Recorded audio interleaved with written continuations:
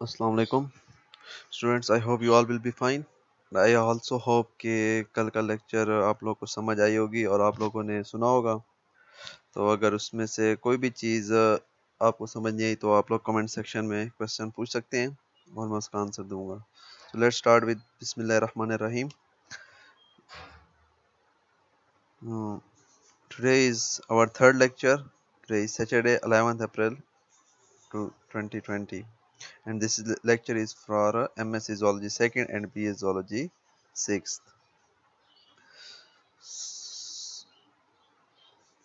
So yesterday we have started the ways of communication. So first very first thing I will answer a question that I have asked from you guys yesterday. So yesterday question was, what do you think that what is the role of digestive system in coordination? What do you think that what is the role of digestive system in the coordination? Like coordination मैंने कहा कि मिलजुल के काम करने को हम कहते हैं। तो फॉर एग्जांपल मैंने आपसे एग्जांपल दी थी कि फॉर एग्जांपल अगर हम कोई भी काम करें, लाइक हमने एक गिलास उठाना है, ठीक है, तो उस गिलास को उठाने में हमारी बॉडी के डिफरेंट सिस्टम्स आपस में कोऑर्डिनेटेड तरीके से काम करते हैं, तभी वो हम पार्टिकुलर फंक्शन पूरा कर सकते हैं। न सिर्फ गिलास उठाना, कोई भी काम करना। तो अगर हम इस एक ग्लास उठाने की एग्जांपल लेते हैं तो हमारे पास लाइक मस्कुलर सिस्टम है, इसमें मसल्स इन्वॉल्व हैं, हमारे पास स्केलेटल सिस्टम इन्वॉल्व है, सर्कुलेटरी सिस्टम, नर्वस सिस्टम और endocrine system, and these all systems work under the authority of the principal organ which is brain, या जो सेंट्रल नर्वस सिस्टम है। ठीक है, अब ये तो 5 वो सिस्टम्स मैंने यहाँ पे लिखे कि जिनका डायरेक्ट रोल है। मैंने आपसे ये कहा कि हमारे पास के रेस्पिरेशन और डाइजेस्टिव सिस्टम दो ऐसे सिस्टम है कि जिनका इनडायरेक्ट रोल है कोऑर्डिनेशन में। इनडायरेक्ट रोल किस तरह मैंने एक्सप्लेन किया था कि रेस्पिरेशन, चूंकि हमारे पास हर काम करने के लिए एनर्जी रिक्वायर्ड है और रेस्पिरेशन के बगैर एनर्जी नहीं आ सकती, बिकॉज रेस्पिरेशन में डिफाइन इट एज, किसे कहते हैं हम, कि oxidation of food for the release of energy. तो अगर एनर्जी हमें चाहिए तो हमारा रेस्पिरेटरी सिस्टम, तो इसमें चूंकि हर काम के लिए एनर्जी रिक्वायर्ड है तो उसमें रेस्पिरेटरी सिस्टम भी हमारा इक्वली इन्वॉल्व है। डाइजेस्टिव सिस्टम इस तरह इन्वॉल्व है कि हमारे पास ऑक्सीडेशन ऑफ फूड से फिर एनर्जी प्रोड्यूस होती है, और फूड हमारे पास कहाँ से आती है, डाइजेस्टिव सिस्टम के थ्रू। तो अगर आप कोई भी काम कर रहे हैं तो उसके लिए आपको एनर्जी चाहिए, और एनर्जी आपको मिलती है फूड से, और फूड वो आ रही है डाइजेस्टिव सिस्टम से। सो डाइजेस्टिव सिस्टम भी इनडायरेक्टली कोऑर्डिनेशन प्रोसेस का हिस्सा है। तो जिसने जो आंसर्स दिए हैं वो उनके सही हैं, और जिसने नहीं दिए, आई पता नहीं उन्होंने क्यों नहीं दिए, शायद उनके दिमाग में कोई आंसर आ नहीं रहा था। सो हमने कल स्टार्ट किया था, हम पढ़ रहे थे सेल टू सेल कम्युनिकेशन। ठीक है, तो हमने कहा कि सेल टू सेल आपस में कम्युनिकेट क्यों करते हैं, to coordinate with one another, कि जब भी उन्होंने काम करना है कोऑर्डिनेशन से करना है, और वो कोऑर्डिनेशन तब तक कोऑर्डिनेट नहीं कर सकेंगे जब तक वो एक दूसरे के साथ कम्युनिकेट नहीं करेंगे। तो हमारे पास सेल आपस में कम्युनिकेट करते हैं in order to coordinate with another cells communicate with each other। तो हमारे पास जब भी सेल कम्युनिकेट करते हैं तो वो मैसेज पहुंचाते हैं दूसरे सेल तक in the form of chemical. थोड़ा कल का भी रिवाइज कर लेते हैं। और वो जो सिक्रेटिंग सेल होता है उसको हम ग्लैंड कहते हैं, या सिक्रेटिंग सेल भी कहते हैं। ग्लैंड को हम डिफाइन करते हैं, एनी सेल और group of cells that secrete something is known as gland. अब उसने मैसेज पहुंचाना है उस सेल को, और जिस तक मैसेज पहुंचाना है उसको हम कहते हैं टारगेट सेल। और टारगेट सेल के सरफेस पे रिसेप्टर्स होते हैं पार्टिकुलर, उस रिसेप्टर के साथ ये केमिकल जाके अटैच होता है। अब इस सेल का मैसेज इस सेल तक पहुंच गया। अगर रिसेप्टर नहीं है तो वो सेल उसका टारगेट सेल नहीं हो सकता। अगर उस प्रॉपर केमिकल का रिसेप्टर इसकी सरफेस पे मौजूद नहीं है तो वो मैसेज जो जनरेट होगा, ये केमिकल इसके पास तो आएगा लेकिन वो मैसेज अंदर पहुंच कन्वे नहीं कर सकेगा, because it doesn't have the receptor. तो क्या होता है, केमिकल रिलीज होता है ग्लैंड से या सिक्रेटिंग सेल से, और वो आके टारगेट सेल के रिसेप्टर पे अटैच होता है, और फिर जो भी मैसेज है या जो भी फंक्शन परफॉर्म कराना है वो ये सेल में स्टार्ट हो जाता है। ठीक है, तो हमने डिफरेंट वेज ऑफ कम्युनिकेशन हमने कहा कि सेल्स के दरमियान होते हैं। तो फर्स्ट थिंग हमने पढ़ा था कि autocrine way of communication. जो autocrine way of communication है हमारे पास, it is the type of communication in which same cell act both as a gland and a target cell. कि secrete भी वही कर रहा है और वापस उस केमिकल को रिसीव भी वही सेल कर रहा है, तो इसको हम ऑटोक्राइन वे ऑफ कम्युनिकेशन कहते हैं। और ये कब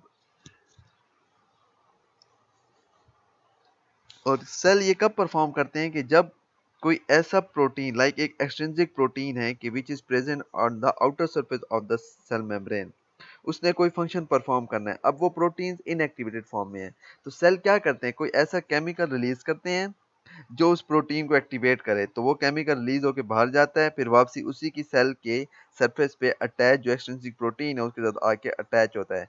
उस केमिकल की अटैचमेंट से वो प्रोटीन एक्टिवेट हो जाता है और अपना जो पार्टिकुलर फंक्शन है उसको परफॉर्म करता है। एग्जांपल मैंने आपको दी थी इंटरल्यूकिन 1 सिग्नलिंग इन मोनोसाइट्स। मोनोसाइट्स हमारे पास इम्यून सेल्स हैं और वाइट ब्लड सेल्स या ल्यूकोसाइट्स की एक किस्म है।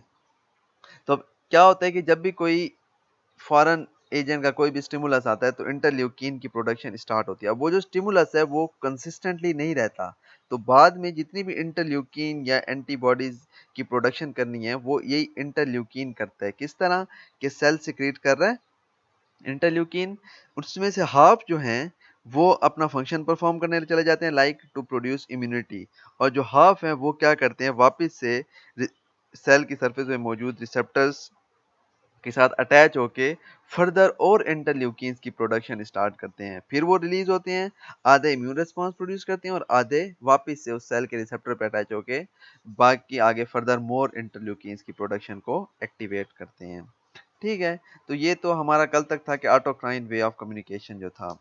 उसके बाद हमारे पास आता है paracrine way of communication. Paracrine way of communication हमारे पास क्या है, in this type of communication cell communicate with its neighboring cells।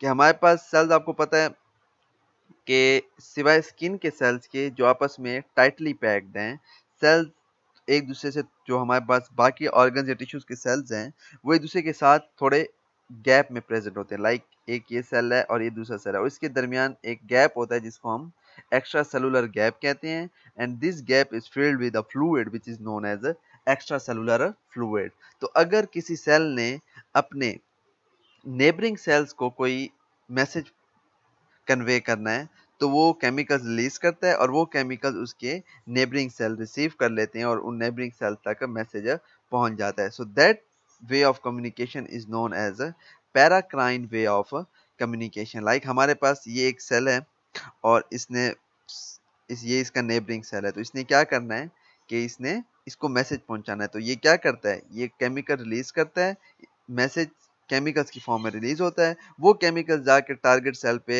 के रिसेप्टर पे अपने पार्टिकुलर रिसेप्टर पे अटैच होते हैं। ये याद रहे कि अगर उस टारगेट सेल पे रिसेप्टर नहीं है तो वो केमिकल कभी भी बाइंड नहीं करेगा, और किसी केमिकल का अगर रिसेप्टर किसी सेल पे नहीं है तो वो सेल कभी भी उसका टारगेट सेल नहीं हो सकता। ठीक है, लाइक हमारे पास ये भी हो सकता है कि नेबरिंग सेल्स में 10-15 सेल हैं लेकिन वो केमिकल्स के लिए रिसेप्टर जिस जिस सेल पे होगा वही सेल उसका टारगेट सेल है। लाइक उसमें से 3-4 के पास अगर उसके रिसेप्टर हैं तो वो 3-4 तक मैसेज कन्वे होगा और जो बाकी सेल्स हैं उनको मैसेज कन्वे नहीं होगा। तो इस टाइप की सिग्नलिंग को हम पैराक्राइन वे ऑफ सिग्नलिंग कहते हैं या पैराक्राइन वे ऑफ कम्युनिकेशन कहते हैं। ये नीचे इन्होंने ऑटोक्राइन की भी एक दी गई है कि ये केमिकल रिलीज कर रहा है और वापस ये केमिकल खुद ही इसी सेल पे एक्ट कर रहा है। हमारे पास जो मोस्टली न्यूरॉन्स के दरमियान कम्युनिकेशन होती है वो पैराक्राइन वे ऑफ कम्युनिकेशन के थ्रू होती है। लाइक मैंने आपसे कहा कि हमारे पास अब कोई भी चीज़, आपकी एग्जांपल लेते हैं कि आपकी हैंड पे उसने किसी चीज़ ने टच किया, अब ये क्या है, ये स्टिमुलस है, वो टच की जो इन्फॉर्मेशन है वो सेंसरी न्यूरॉन्स के थ्रू, जो सेंसरी न्यूरॉन्स आपकी बॉडी में प्रेजेंट है, ये इन्फॉर्मेशन जाती है ब्रेन तक। अब एक सेंसरी न्यूरॉन से मैसेज आता है दूसरे सेंसरी न्यूरॉन में, दूसरे से तीसरे सेंसरी न्यूरॉन तक मैसेज आता है। और हमारे पास जो न्यूरॉन्स हैं वो फिजिकली एक दूसरे के साथ अटैच नहीं है, बल्कि हर जो एडजेसेंट न्यूरॉन्स हैं, जो दो न्यूरॉन्स हैं उनके दरमियान एक गैप प्रेजेंट है। That gap is known as synapse. इसको हम साइनैप्स भी कहते हैं और साइनेप्टिक जंक्शन भी कहते हैं।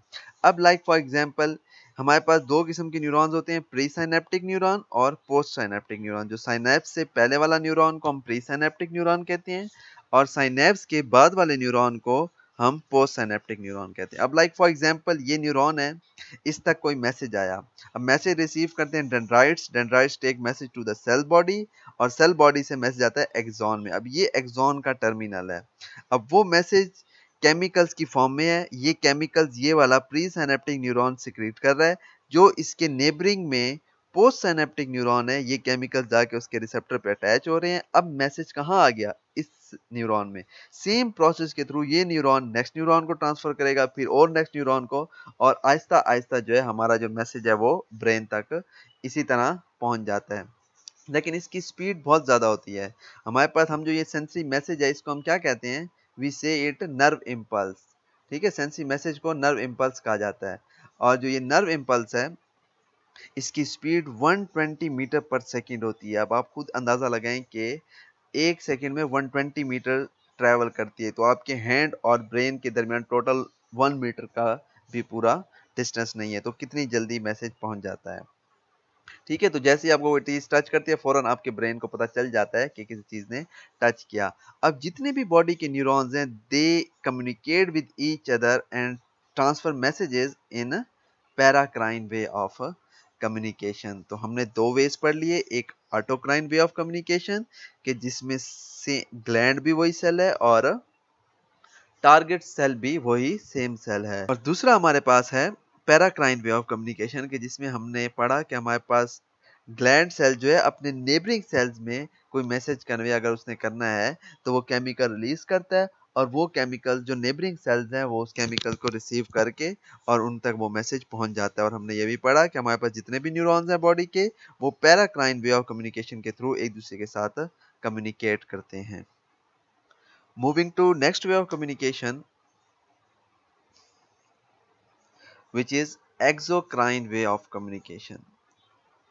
So exocrine way of communication हम किसे कहते हैं, you might have studied exocrine glands कि जो exocrine way में communication करते हैं। ग्लैंड हमने कहा कोई भी चीज जो सिक्रीट करे। तो अब हमारे पास जो exocrine way of communication है, तो हमारे पास क्या है कि फॉर एग्जांपल दो सेल्स हैं वो एक दूसरे से बहुत दूर हैं, like it is a type of communication in which far away cell means वहां पे वो सेम सेल था और फिर नेबरिंग सेल। अब अगर दो सेल्स हैं जो एक दूसरे से बहुत ज्यादा डिस्टेंस पे हैं, फार अवे हैं, कम्युनिकेट टुगेदर एक दूसरे के साथ क्या कर रहे हैं, कम्युनिकेशन कर रहे हैं by secreting their secretion into duct. क्या करते हैं कि वो अपनी सिक्रीशन डक्ट में रिलीज करते हैं, और वो duct and that duct carry their secretion to the target cell. ठीक है, तो एक्सोक्राइन वे ऑफ कम्युनिकेशन जो है कि हमारे पास जो अगर दो सेल आपस में दूर हैं बहुत एक दूसरे से, तो उसने उस जब इस सेल इन सेल ने एक दूसरे के साथ कम्युनिकेट करना है तो या तो वो ह्यूमन बॉडी में डक्ट के थ्रू करते हैं या ब्लड के थ्रू। अब अगर वो डक्ट के थ्रू कम्युनिकेट कर रहे हैं तो इसको हम कहते हैं एक्सोक्राइन वे ऑफ कम्युनिकेशन। किया दो फार अवे सेल्स हैं वो आपस में कम्युनिकेट उन्होंने करना है, और उन दोनों सेल्स के दरमियान एक डक्ट है, और जो ग्लैंड है, ग्लैंड सेल या सिक्रीटिंग सेल वो अपनी सिक्रीशन उस डक्ट में या उस वेसल में सिक्रीट करता है, और वो उस डक्ट के थ्रू जो सिक्रीशन है वो दूसरे सेल ये जो टारगेट सेल है उस तक पहुंचती है, तो इसको हम एक्सोक्राइन वे ऑफ कम्युनिकेशन कहते हैं। ठीक है, इसमें जो हम एग्जांपल ले रहे हैं लाइक हमारे पास जो secretion of pancreatic juice from acinar cells through pancreatic duct into the duodenum of intestine। Exocrine way of communication के एग्जांपल ले रहे हैं लाइक हमारे पास जो पेनक्रियाज है, यू माइट हैव स्टडीड के पेनक्रियाज हमारे पास क्या सिक्रीट करता है, पेनक्रियाटिक जूस सिक्रीट करता है, और ये हमारे पास पेनक्रियाटिक डक्ट है। हमारे पास पेनक्रियाज जो है वो एक्सोक्राइन के तौर पे भी कम्युनिकेट करता है और उसमें एंडोक्राइन फंक्शन भी प्रेजेंट है।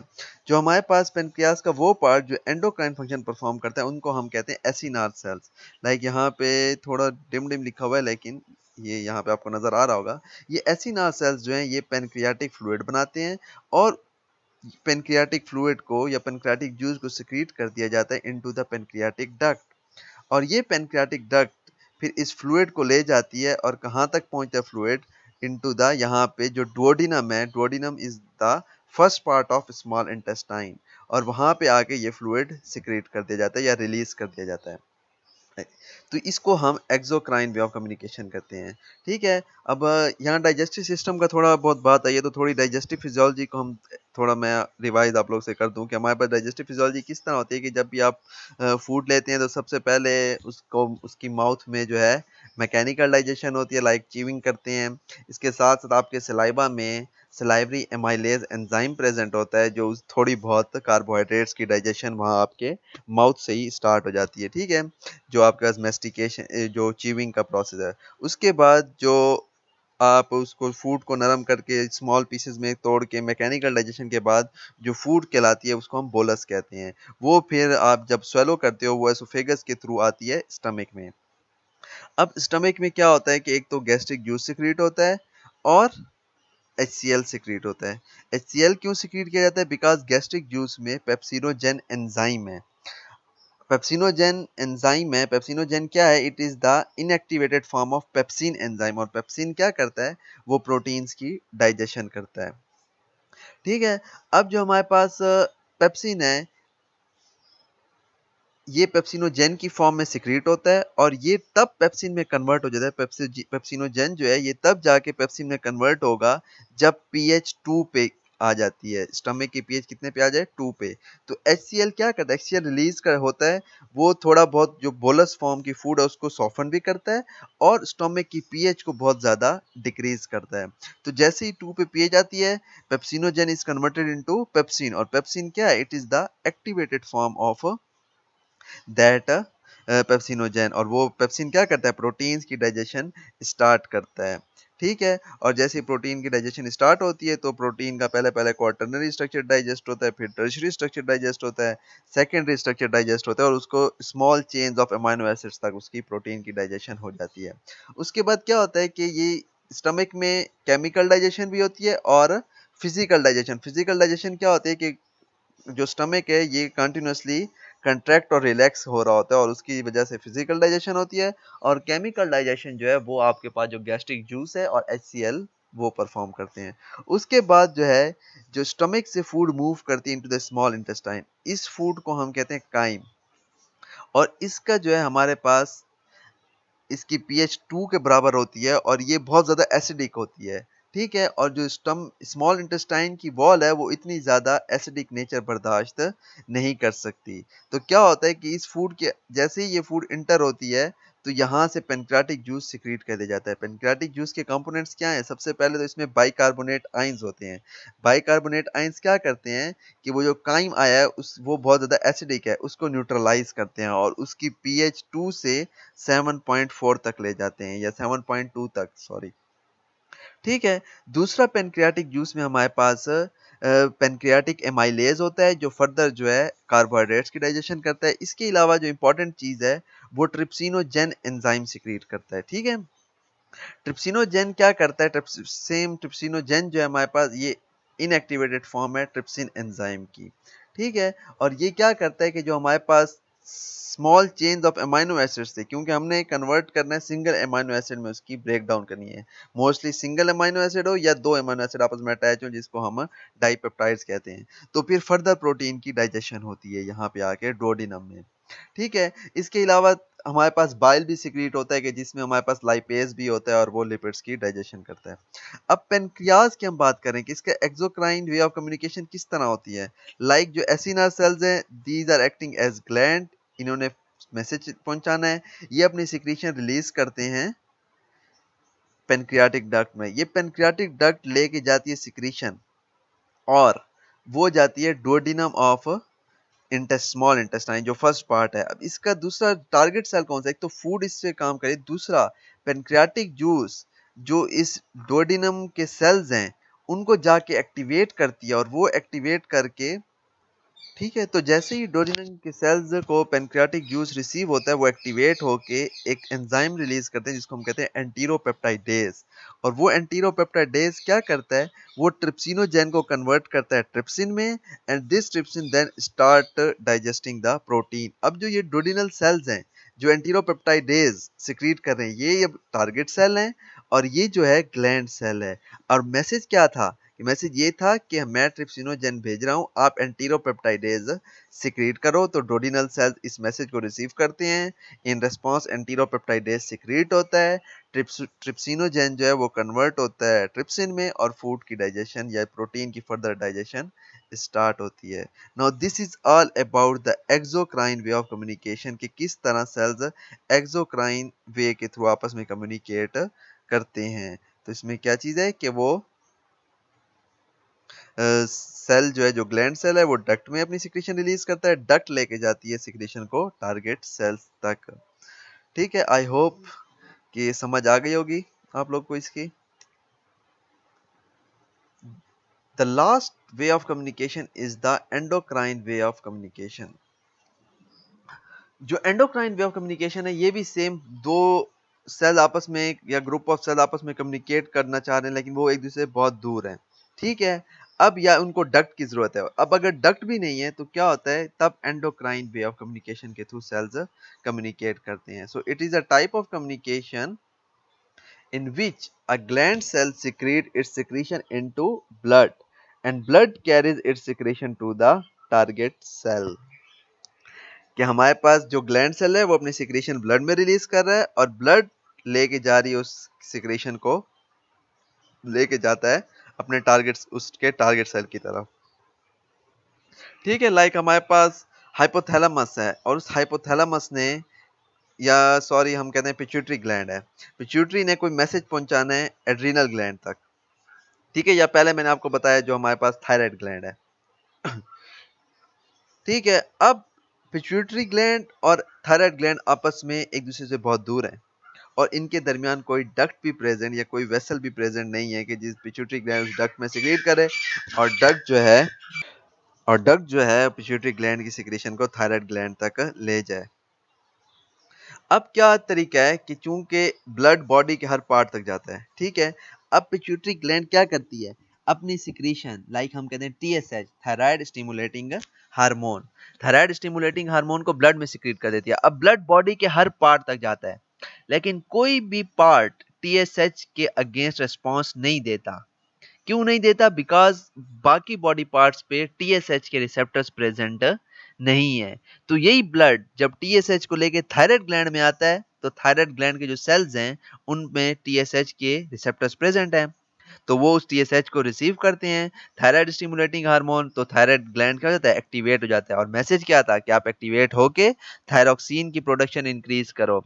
और थायरोक्सिन फिर क्या कर रहा था, पिछले लेक्चर में मैंने आपको बताया था कि वो शिवरिंग प्रोड्यूस करता है और बॉडी का टेम्परेचर थोड़ा इंक्रीज करता है इन केस ऑफ कि अगर बॉडी का टेम्परेचर नॉर्मल टेम्परेचर से लो हो जाए।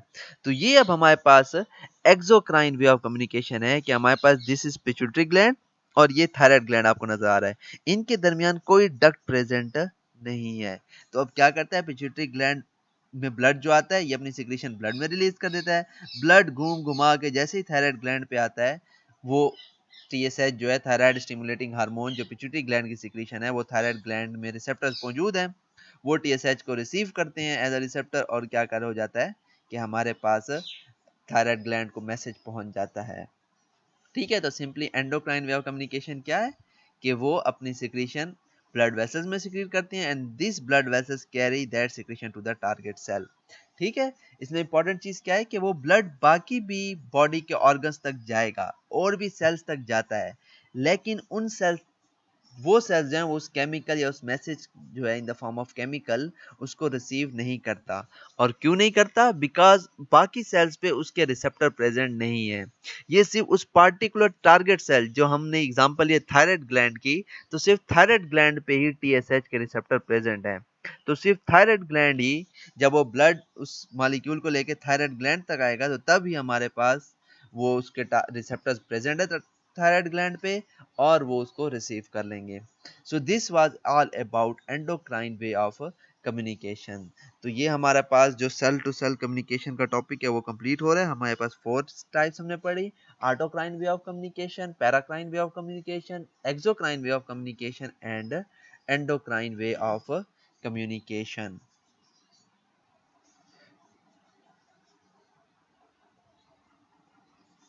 Now it's time for today's question. Now today's question is why acid don't harm stomach while it harms small intestine. मैंने आपको कहा कि हमारे पास जो काइम है वो बहुत ज़्यादा एसिडिक होता है, स्टमक में HCl रिलीज होता है और pH 2 तक चली जाती है। अब ये जो 2 pH इतना ज़्यादा एसिडिक फूड है, ये स्टमक को हार्म नहीं देती, ठीक है। और जैसे ही स्मॉल इंटेस्टाइन में आती है, इसकी एसिडिटी को रिमूव किया जाता है। क्यों? बिकॉज स्मॉल इंटेस्टाइन, इससे स्मॉल इंटेस्टाइन को नुकसान होता है। अब क्वेश्चन ये है कि ये जो एसिडिटी है, जो काइम की या HCl है, वो एसिड स्टमक को क्यों हार्म नहीं पहुंचाता और स्मॉल इंटेस्टाइन को क्यों नुकसान पहुंचाता है? ये आज का क्वेश्चन है। Hope you guys have understand the today's topic, ठीक है। और अगर कोई भी क्वेश्चन हो आप लोग कमेंट सेक्शन में पूछ लेंगे। मैं नोट कर रहा हूँ कि अभी तक बहुत कम क्वेश्चंस आ रहे हैं और बहुत से लोग क्वेश्चन पूछ ही नहीं रहे। तो मुझे ये मज़ा नहीं आता, क्योंकि जब भी आपको कोई टॉपिक सही तरह से समझ आ रहा होता है तो क्वेश्चंस लाजमी अराइज होते हैं। अगर क्वेश्चन अराइज नहीं हो रहे, इसका मतलब है कि आप सही तरह से या तो लेक्चर सुन नहीं रहे या फिर सही तरह से मैं डिलीवर नहीं कर पा रहा, ठीक है। तो अगर आपके कोई क्वेश्चन है तो कमेंट सेक्शन में आप लोग पूछ सकते हैं। इसके अलावा अगर कोई आपकी सजेशंस हो टू इम्प्रूव लेक्चर, तो मैं वो भी आप दे सकते हैं ताकि मैं अपने लेक्चर को और ज़्यादा इम्प्रूव कर सकूं। बिकॉज चूंकि आपके लिए भी फर्स्ट टाइम है ये ऑनलाइन क्लासेस वाला, तो हमारे एज अ टीचर हम लोग भी पहली बार ऑनलाइन क्लासेस को टीच कर रहे हैं, तो हमारे लिए भी ये फर्स्ट टाइम है कि हम इस मेथड से गुजर रहे हैं। तो आहिस्ता आहिस्ता सब कुछ उसकी एवोल्यूशन होती है, सिंपल से कम्प्लेक्स की तरफ जाते हैं। तो आपके पास कोई सजेशन है to improve my lecture skills, तो आप वो सजेशन भी कमेंट सेक्शन में दे सकते हैं। So thanks for your participation. अल्लाह हाफिज़।